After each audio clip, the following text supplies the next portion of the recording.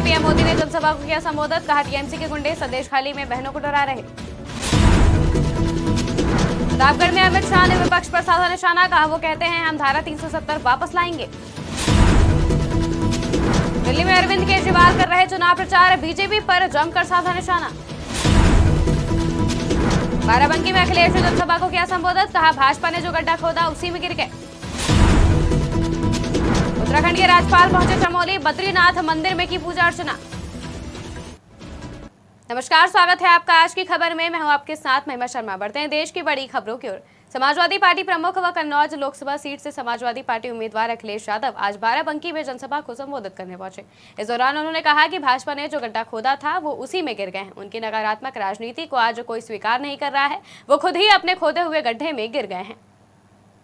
देखिए, बीजेपी ने जो गड्ढा खोदा था उसी गड्ढे में गिर गए। उनका जो नेगेटिव नैरेटिव था, जो नकारात्मक राजनीति थी, वो आज नकारात्मक राजनीति को कोई स्वीकार नहीं करता। अपने खोदे हुए गड्ढे में बीजेपी गिर गई। भाइयों बहनों, केंद्रीय गृह मंत्री अमित शाह ने प्रतापगढ़ में जनसभा को संबोधित किया। इस दौरान उन्होंने कहा कि ये दो शहजादे अखिलेश और राहुल बाबा कहते हैं कि हम आएंगे तो धारा 370 को वापस लाएंगे। पीएम मोदी ने इस देश से आतंकवाद, नक्सलवाद को समाप्त करने का काम किया है। पीएम मोदी ने देश को सुरक्षित करने का काम किया है। भाइयों बहनों, ये दो शहजादे जो है अखिलेश और राहुल बाबा, वो कहते हैं कि हम आएंगे तो धारा 370 को वापिस लाएंगे। मुझे बताइए कौशाम्बी वालों, धारा 370 वापिस आनी चाहिए क्या? जोर से बोलो, आनी चाहिए। मोदी जी ने इस देश से आतंकवाद को समाप्त करने का काम किया है, नक्सलवाद को समाप्त करने का।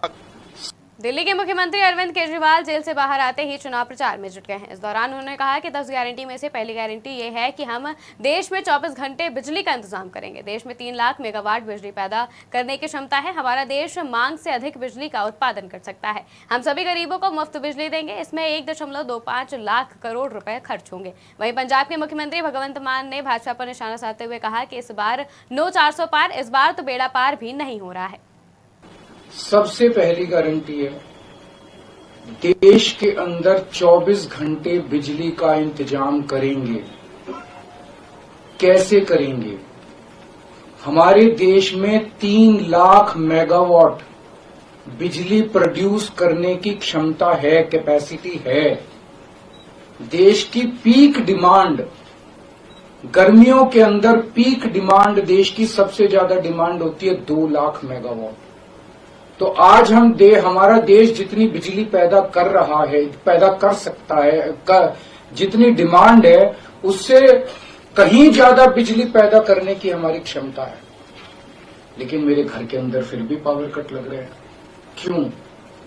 मैनेजमेंट खराब है। दिल्ली में भी यही हाल था, पंजाब में भी यही हाल था। बिजली तो थी लेकिन मैनेजमेंट खराब था। हमने मैनेजमेंट ठीक करके दिल्ली में भी 24 घंटे बिजली का इंतजाम किया, पंजाब में भी किया, देश में भी करके दिखा सकते हैं क्योंकि हमें एक्सपीरियंस है। देश के गरीब लोगों को बिजली मुफ्त दी जाएगी। दिल्ली में करके दिखाई, पंजाब में करके दिखाई, पूरे देश के अंदर फ्री कर सकते हैं। 1.25 लाख करोड़ रुपए का खर्चा आएगा। एक एक कैलकुलेशन करके लाया हूं मैं। इस बार नो 400 पार, इस बार तो बेड़ा पार भी नहीं हो रहा।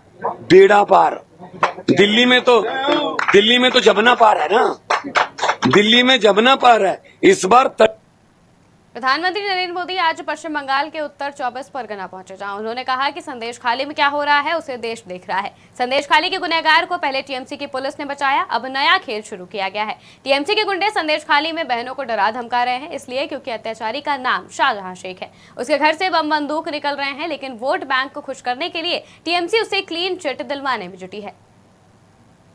साथियों, टीएमसी सरकार के कुशासन का बहुत बुरा असर हमारी माताओं बहनों पर पड़ा है। हमारे एससी एसटी परिवारों की स्थिति सबसे खराब है। संदेश खाली में क्या हो रहा है ये पूरा देश देख रहा है। संदेश खाली के गुनहगार को पहले टीएमसी की पुलिस ने बचाया। अब टीएमसी ने एक नया खेल शुरू किया है।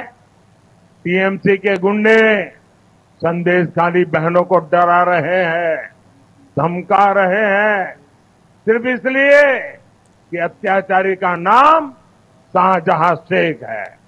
उत्तराखंड में आज बद्रीनाथ धाम के कपाट खोल दिए गए हैं, जहां उत्तराखंड के राज्यपाल लेफ्टिनेंट जनरल गुरमीत सिंह पूजा अर्चना करने पहुंचे। उन्होंने कहा, आज बहुत ही शुभ दिन है क्योंकि आज श्री बद्रीनाथ धाम के कपाट खुले हैं। यहाँ जितने भी श्रद्धालु आए हैं, हम उनका तहे दिल से स्वागत करते हैं। प्रभु से यही प्रार्थना है कि सबकी यात्रा मंगलमय हो। आज अत्यंत सौभाग्य का क्षण है। आज बहुत ही शुभ दिन है कि आज बद्री विशाल जी के कपाट खुले हैं। पूरी मानवता, हर भारतीय, हर उत्तराखंडी के लिए आज पूजा और अर्चना की है।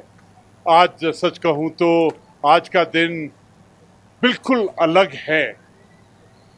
जितने भी यहाँ श्रद्धालु यात्री जो आए हैं, जो भक्तगण आए हैं, हम उनका तहे दिल से, आत्मा से उनका सत्कार और नमन करते हैं। सच कहूँ तो पूरे उत्तराखंड के लिए ये ऐसा पर्व है, ऐसा त्योहार है कि आप उत्तराखंड आए हैं और हमको आपको देवता के स्वरूप में, अतिथि के रूप में। देश की बड़ी खबरों में फिलहाल इतना ही। देश और दुनिया की तमाम खबरों के लिए देखते रहिए आज की खबर।